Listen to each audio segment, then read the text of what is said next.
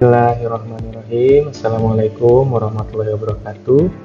Dan salam sejahtera buat kita semuanya. Nama saya Tarmizi Taher, dosen program studi Sarjana Teknik Lingkungan Institut Teknologi Sumatera. Pada video ini saya akan membuat sebuah video dengan tujuan untuk sertifikasi dosen tahun 2026 unsur pengajaran pada mata kuliah nanoteknologi lingkungan. Baik, sedikit tentang saya dosen di Prodi Sarjana Teknik Lingkungan, Fakultas Teknologi Infrastruktur dan Kewilayahan, Institut Teknologi Sumatera. Bidang keahlian saya material berpori untuk pemulihan kualitas air, seperti zeolit, lempung, dan layer double hydroxide atau LDH sebagai material absorben. Video ini terdiri dari dua bagian. Bagian A yang sedang Anda saksikan berisi penjelasan tentang saya, mata kuliah yang saya ajarkan, bagaimana saya menyampaikannya, bagaimana saya membangun interaksi, dan bagaimana saya menilai.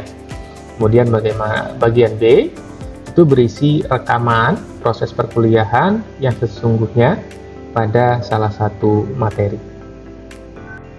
Mata kuliah yang akan saya sampaikan bernama Nanoteknologi Lingkungan dengan kode TL25-41302. berbobot 2 SKS, kemudian ditawarkan pada semester ganjil.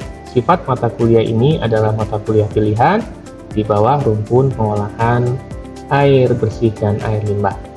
Mata kuliah ini membahas prinsip dasar nanomaterial dan penerapannya untuk menyelesaikan persoalan lingkungan, khususnya pengolahan air dan air limbah. Cakupannya bergerak dari sifat dan sintesis nanomaterial, lalu teknik karakterisasi, hingga penerapannya pada adsorpsi, filtrasi membran, fotokatalisis, dan penginderaan lingkungan. Kemudian ditutup dengan telaah risiko dan perancangan proyek. Penekanan saya bukan pada hafalan, yang saya latih adalah dua kemampuan utama. Yang pertama adalah menelaah literatur ilmiah dan memilih piranti teknik secara tepat. Dua-duanya kemampuan yang akan langsung mereka pakai saat mengerjakan tugas akhir dan saat bekerja nantinya. Mata kuliah ini mencakup 4 CPMK dengan bobot yang berbeda. Bobot yang paling besar adalah CPMK 7.1 dengan bobot 50,02%, mampu menelaah literatur atau data yang digunakan. Kemudian ada CPMK 8.1 sebesar 28,56%, mampu memilih piranti teknik modern dengan memahami karakteristik kekuatan serta keterbatasannya. Kemudian ada CPMK 12,1 dengan bobot 14,28%, mampu beradaptasi dan bekerja secara mandiri melalui riset, pembelajaran, eksperimen, atau proyek. Dan terakhir ada CPMK 10.1 sebesar 7,14%, mampu menggunakan prinsip dasar pengolahan proyek. Materi yang saya rekam pada bagian B nanti menagih atau mencakup CPMK 8.1. Saya memilih CPMK ini karena rumusannya menuntut dua hal sekaligus. Yang pertama, memilih tekniknya dan memahami keterbatasannya. Bagian kedua itulah yang paling sulit diajarkan dan paling sering terlewat. Berikut adalah peta materinya. Pertama, kita membangun fondasi. Minggu 1, konsep dasar nanomaterial. Minggu 2, sifat fisik kimia. Minggu 3, metode sintesis. Minggu 4 dan 5, karakterisasi. Dasar dulu, karakterisasi dasar dulu ada XRD, FIR, SIM, lalu lanjut ke BET, UV Vis DRS, dan TEM. Minggu 6 nanti akan berbicara tentang nanokarbon. Minggu ke-7 hydrochar dan karbon aktif. Kemudian minggu ke-8 adalah ujian tengah semester.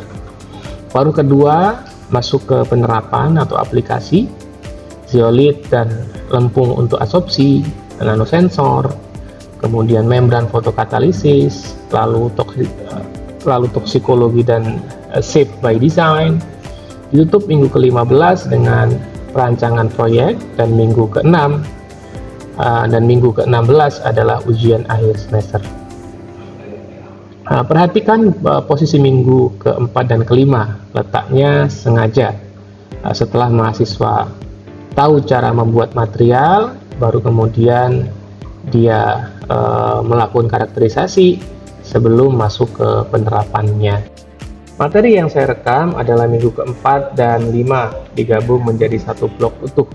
Sub CPMK minggu ke-4 yaitu mahasiswa mampu menjelaskan prinsip SRD, FTIR, dan SIM serta mengaitkannya dengan sifat nanomaterial. Sub CPMK 5 yaitu mahasiswa mampu memilih teknik karakterisasi lanjutan, ada BET, UVDRS, TIM gitu ya, sesuai dengan kebutuhan analisis material.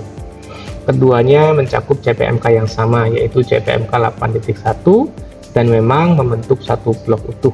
Bagaimana memilih teknik yang tepat untuk menjawab pertanyaan tertentu tentang sebuah material.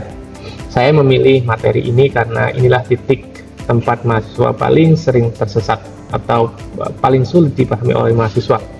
Mereka harapannya mampu menjalankan pengujian sebelum tahu pertanyaan apa yang hendak dijawab. Datanya akhirnya menumpuk, ya keluar dia dengan jumlah yang tidak sedikit, tapi tidak menjawab apa-apa. Selanjutnya, bagaimana saya menyampaikan perkuliahan ini? Metodenya adalah kuliah tatap muka 2 SKS dengan rincian tatap muka 2 kali 50 menit, tugas terstruktur 2 kali 60 menit, tugas mandiri 2 kali 60 menit per minggu. Alur tiap pertemuan saya susun 3 tahap. Sebelum kelas, mahasiswa membaca satu artikel ilmiah atau bab rujukan yang sudah saya petakan. Jadi mereka datang sudah membawa sesuatu, bukan tanpa pengetahuan yang cukup. Saat kelas, saya memaparkan konsep, lalu kami membaca data nyata bersama-sama. Kemudian setelah kelas, mereka mengerjakan tugas menelaah data karakterisasi dari artikel yang mereka pilih sendiri. Yang saya jaga adalah tahap ketiga itu. Artikelnya mereka pilih, bukan dari saya. Dengan begitu tidak ada dua mahasiswa yang mengerjakan hal yang sama persis. Penilaian mata kuliah ini memakai 5 teknik. Yang pertama adalah tes tulis UTS. Bobotnya adalah 35,7%. Ini nanti mencakup CPMK 12,1, 12.1, 8.1, dan 7.1. Kemudian tes tulis UAS dengan bobot 28,56%. Nanti mencakup CPMK 12.1 dan 7.1. Kemudian ada partisipasi dalam bentuk kuis, bobotnya adalah 14,29%, mencakup CPMK 8.1 dan 7.1. Kemudian tugas individu 14,28%, mencakup CPMK 8.1, dan tes lisan berupa tugas kelompok dengan bobot 7,14%, dengan cakupan CPMK 10.1. Totalnya nanti adalah 100%. Untuk materi minggu keempat dan 5 yang saya rekam, penilaiannya adalah lewat 2 jalur, tes tulis UTS dan tugas individu, menelaah data karakterisasi. Kuis di dalam kelas juga masuk lewat komponen partisipasi. Berikut adalah 5 indikator yang saya pakai untuk menilai ketercapaian sub CPMK minggu keempat dan kelima.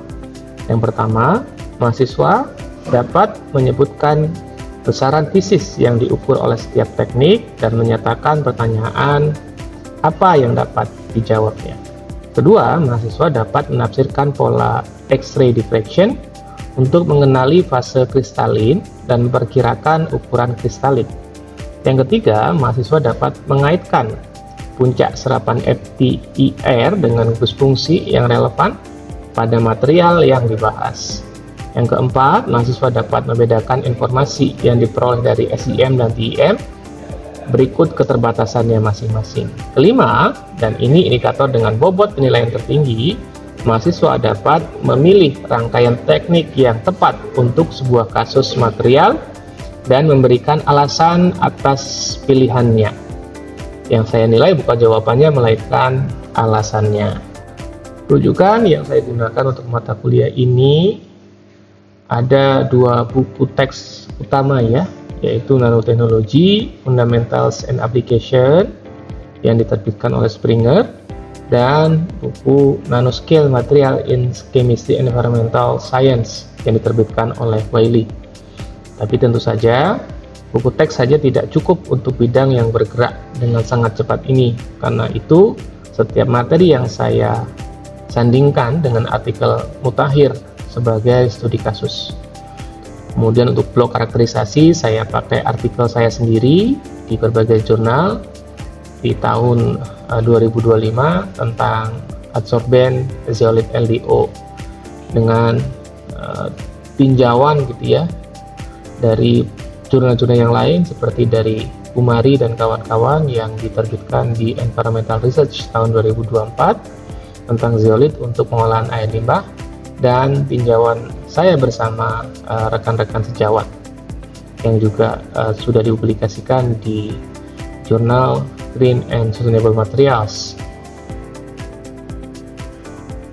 Baik, demikian penjelasan saya tentang mata kuliah nanoteknologi lingkungan. Berikutnya di bagian B, saya akan menyajikan rekaman proses perkuliahan pada materi karakterisasi nanomaterial. Silahkan disaksikan.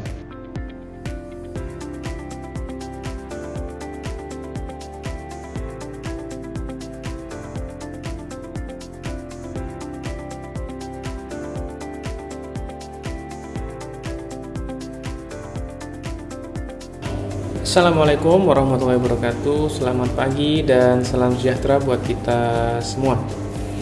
Baik, kita di pertemuan keempat dan kelima mata kuliah nanoteknologi lingkungan, dan pada kesempatan kali ini kita akan masuk ke topik yang sangat menarik ya, yang nanti bisa menentukan nasib penelitian kalian, yaitu karakterisasi nanomaterial. Dari anak judul yang tertera di slide gitu ya, ini sudah bisa memberikan gambaran ya. Jadi poinnya adalah bagaimana kita memilih teknik yang tepat untuk pertanyaan yang tepat terkait dengan sifat atau karakteristik nanomaterial. Oke, sudah terlihat slide-nya? Oke, ini tujuan pembelajarannya ya. Mudah-mudahan nanti kalian juga bisa dapatkan di pertemuan kali ini. Yang pertama, kita akan membahas atau menjelaskan tentang prinsip dasar dari karakterisasi material yang pertama ya, dan paling utama nanti akan kita coba laksanakan. Yang pertama adalah XRD, yang kedua FTIR, kemudian ada SEM ya. Jadi XRD itu adalah X-ray diffraction diffractometer gitu ya. Kemudian FTIR adalah Fourier transform infrared. Kalau SEM itu adalah scanning electron microscopy. Kemudian nanti harapannya kalian juga bisa ya memilih teknik karakterisasi lanjutan suatu material. Misalnya kita bisa memilih karakterisasi BET, kemudian ada UV visible DRS. Ini prinsip dasarnya adalah spektrofotometer. Kemudian ada TEM, sama seperti SEM. Kalau SEM itu adalah scanning electron microscopy ya, kalau TEM itu adalah transmission electron microscope. Jadi mikroskop yang, kalau mikroskop biasa itu yang membuat kita bisa melihat sampel di mikroskop itu adalah cahaya biasa gitu ya, sama seperti kita melihat benda gitu. Tapi kalau di mikroskop ada proses pembesaran gitu ya, tapi sumber bagaimana kita bisa melihat material yang ada di sampel itu menggunakan cahaya. Tapi kalau ini karena ukuran yang akan kita lihat itu ada di skala nano, mikro atau bahkan nano, maka cahaya itu tidak mampu ya, itu, sehingga kita menggunakan elektron ya, menggunakan perabaan elektron. Oke, kemudian nanti harapannya juga kalian bisa menyatakan gitu ya kekuatan dan keterbatasan setiap teknik. Jadi misalnya kenapa kalian harus menggunakan SRD, kenapa harus menggunakan FTIR, ya apa kekurangannya, apa kelebihannya, itu harapannya nanti kalian bisa dapatkan di pertemuan kali ini. Nah, nanti selebihnya mungkin tentu kalian harus pelajari ya secara mandiri, karena tentu waktu kita juga terbatas. Kita lanjutkan. Nah, ini biasanya setelah kita berbicara bagaimana cara mensintesis, nanti kita berbicara bagaimana cara melakukan karakterisasi, ya. Sama misalnya ketika kalian berhasil membuat roti misalnya, atau donat lah paling gampang ya. Nah, kemudian setelah jadi, ya maka kalian kan harus melakukan karakterisasi. Ya. Tujuannya adalah untuk mengetahui apakah benar gitu ya yang kalian buat itu adalah donat, atau ternyata malah jadi kue yang lain. Ya. Karakterisasi dengan apa ya? Misalnya dengan dilihat bentuknya, ya kan? Ini bentuknya apakah menyerupai donat, kan ya? Kemudian selain dari bentuk kan kita juga harus untuk memastikan bahwa kue yang kita buat itu adalah donat, gitu kan? Maka kita harus rasakan, ya. Kita harus cicipi itu. Jadi harus ada karakterisasi yang dirasakan, gitu ya, dicicip. Oke, ini oke. Kemudian ini tadi ya. Jadi kerangka berpikirnya kalau kita mau melakukan karakterisasi itu harus merujuk kepada 6 pertanyaan ini ya. Ini nanti dijadikan sebagai tolak ukur gitu ya dalam pemilihan kita mau karakterisasi apa. Misal nih kita mau mengukur fase kristalin apa yang terbentuk ya, atau kita mau mengetahui apakah material yang kita buat, yang kita hasilkan itu dia punya strukturnya itu kristalin gitu ya atau amorf. Jadi maka kita bisa menggunakan karakterisasi utamanya berupa SRD ya, X-ray diffraction. Kemudian kalau kita pengen tahu ya fungsi apa yang dimiliki oleh material yang kita buat ya, maka kita bisa menggunakan karakterisasi FTIR ya. Kemudian kalau kita ternyata pengen tahu seperti apa bentuk dan ukuran partikelnya ya, maka kita bisa menggunakan karakterisasi SEM atau scanning electron microscope ya. Kemudian poin kuncinya gitu ya, bahwa tidak ada satu teknik yang menjawab semuanya gitu ya. Jadi karakterisasi ini selalu berupa rangkaian ya yang saling menutup keterbatasan masing-masing dari karakterisasi itu. Oke, kita lanjutkan ke X-ray diffraction atau XRD ya. Jadi XRD ini adalah karakterisasi yang sangat powerful.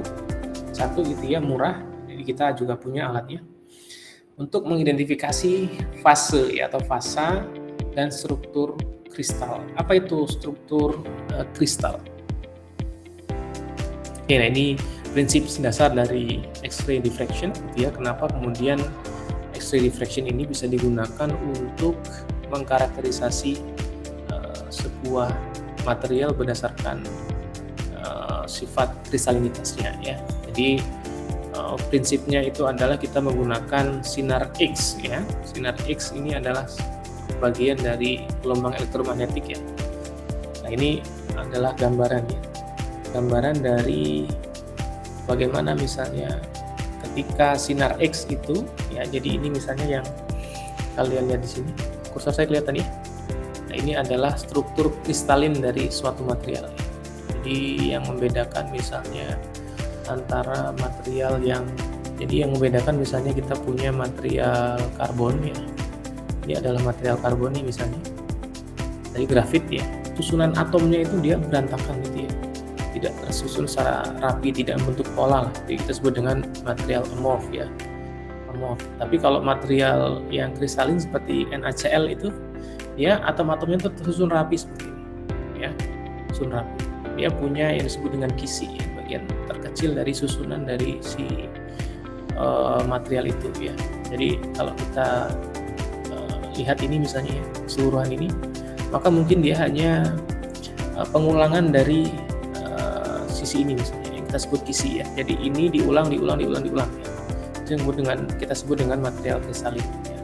Jadi kalau misalnya material kristalin itu kita tembakkan dengan sinar X gitu ya, sinar X, maka dia akan ada difraksi namanya ya. Difraksi itu adalah pantulan. Jadi akan memantul, yang kalau kemudian ini semakin banyak maka dia akan membentuk pola ya, akan membentuk pola yang bisa kita baca, yang dibaca detektor gitu ya.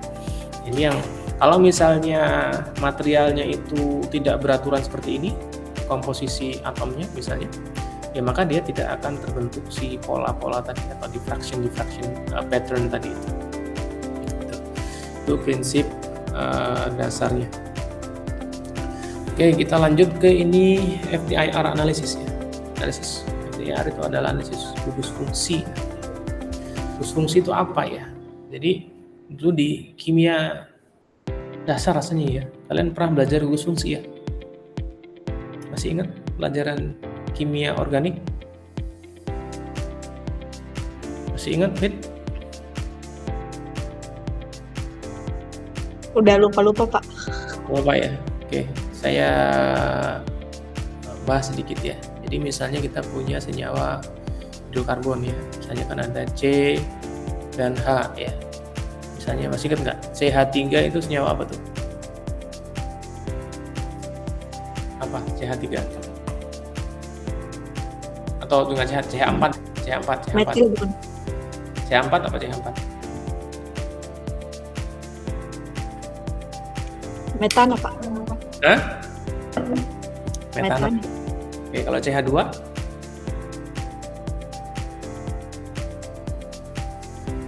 CH2. Ya. C2H berapa tuh berarti? Kalau C2H6 ya. Apa tuh? C2H6. Apa tuh?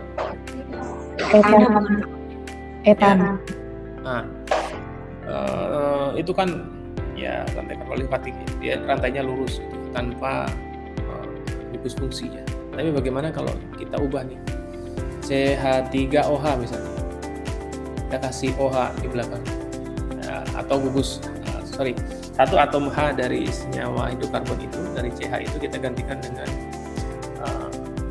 gugus OH. OH itu gugus apa namanya? Gugus alkohol ya. Jadinya apa? CH3OH. Jadinya namanya adalah Metanol. jadinya adalah Ada ol-olnya gitu. Betul ya. Jadi namanya jadi metanol ya.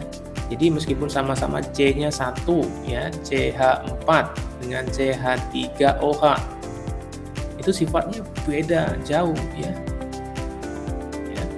Kenapa beda? Ya karena tadi ada tambahan gugus OH, ya kan?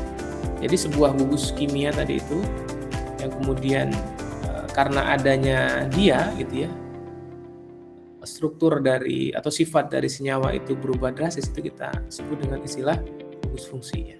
Jadi FTIR atau FTIR gitu ya, jangan disebut FTIR ya. Sebutnya itu adalah FTIR atau FTIR bahasa kita ya, bahasa Indonesianya FTIR atau FTIR. Ini adalah prinsipnya sama ya, dasarnya prinsipnya adalah spektrometri ya. Jadi kalau UV itu yang digunakan itu adalah cahaya UV, kalau FTIR ini yang digunakan itu adalah bukan cahaya ya, tapi gelombang IR, gelombang IR. Jadi silahkan cek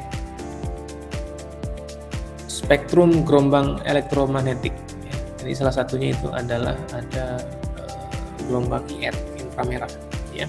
Jadi dia menggunakan gelombang inframerah yang kemudian nanti berinteraksi dengan gugus fungsi yang ada di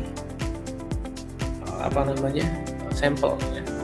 Jadi misalnya ini OH ya. OH itu kan berarti dia punya ikatan tetap, ikatan antara O dengan H ya. Ketika misalnya kita berikan radiasi gelombang inframerah, maka akan diserap oleh si gugus OH ini ya. Jadi ikatan kimia, ya tadi misalnya ikatan antara O dengan H ini akan menyerap radiasi gelombang inframerah pada frekuensi yang sesuai dengan vibrasi itu kan getarannya. Jadi ini kalau kita berikan gelombang inframerah gitu, maka dia akan bergetar. Karena ini kan gelombang inframerah kan energi ya. Nah, jadi kalau kita berikan energi ke sini, maka dia akan diserap gitu ya. Kemudian dia akan bergetar atau vibrate ya. Oke, contohnya misalnya gitu ya. Nah, ini contoh dari gelombang ini adalah contoh dari spektrum atau spektra FTIR, alat FTIR. Oke, jadi misalnya kita punya sampel dengan kandungan gugus OH. Ya misalnya tadi adalah CH3OH misalnya gitu ya. Kemudian kita masukkan ke alat FTIR atau FTIR. Maka karena dia punya gugus OH tadi ya, maka dia akan menyerap ya panjang gelombang itu pada frekuensi ya kira-kira 3450 ya. Ketika dia punya gugus ini, maka dia akan punya vibrasi pada bilangan gelombang itu, maka muncul nih ya vibrasi ini ya. Muncullah kalau FTIR, kalau kita pakai frekuensi transmitter maka kita sebutnya lembah nih ya, lembah bukan puncak. Soalnya kalau kita pakai absorbans maka dia akan ke atas ya, puncaknya di atas. Jadi dia akan punya lembah-lembah seperti ini yang kita kenal dengan istilah tadi band. Jadi hitungannya adalah kurvanya dalam bentuk transmitan terhadap atau bilangan gelombang ya. Jadi nanti misalnya kalau kita punya material gitu ya, sampel material, kemudian kita ukur FTIR-nya, maka muncul misalnya puncaknya seperti ini gitu ya. Maka nanti bisa diidentifikasi ini ya, puncak ini itu punyanya gugus fungsi apa kayak gitu ya. Jadi misalnya ini di sini misalnya 3400, kemudian ada di sini sekitar 1500, ini adalah puncak 3450 di sini dia sekitar ini. Nah, kemudian ada di 1360 ya, itu adalah puncaknya si OH ya. Jadi kalau misalnya kita punya sampel tadi kita tidak tahu apa senyawanya, tapi kemudian kita analisis FTIR-nya, kemudian muncullah puncak seperti ini gitu ya. Maka nanti bisa kita identifikasi bahwa gitu ya, sampel yang kita punya itu adalah sampel yang memiliki gugus fungsi OH gitu. Ada pertanyaan sampai sini? Untuk studi kasus mungkin nanti akan saya kirimkan ya contoh-contoh paper gitu ya yang melakukan karakterisasi material menggunakan, tadi kita sudah bahas dua karakterisasi ya. Ada karakterisasi XRD dan juga karakterisasi FTIR. Nanti akan saya kirimkan contohnya, kemudian boleh kalian baca, kemudian identifikasi kira-kira karakterisasi XRD di situ digunakan untuk apa, FTIR di situ buktikan apa gitu ya.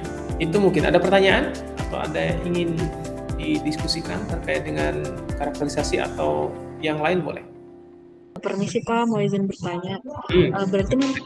Berarti nanti Pak untuk penelitiannya ini itu kita kayak memfokuskannya pengujian karakterisasinya gitu, atau tetap yang kayak yang pertama dijelasin gitu Pak, yang ada hubungannya sama Fenton gitu? Ya, bagaimana misalnya Fitri bisa membuktikan nanti bahwa material atau sampel yang kita gunakan itu bisa menghasilkan tadi atau bisa melakukan proses oksidasi Fenton. Ya, maka kita harus tahu dulu kan material yang kita gunakan apa gitu ya. Ya kan? Ya, bagaimana kita bisa tahu material yang kita gunakan apa? Ya harus kita karakterisasi. Gitu kan ya?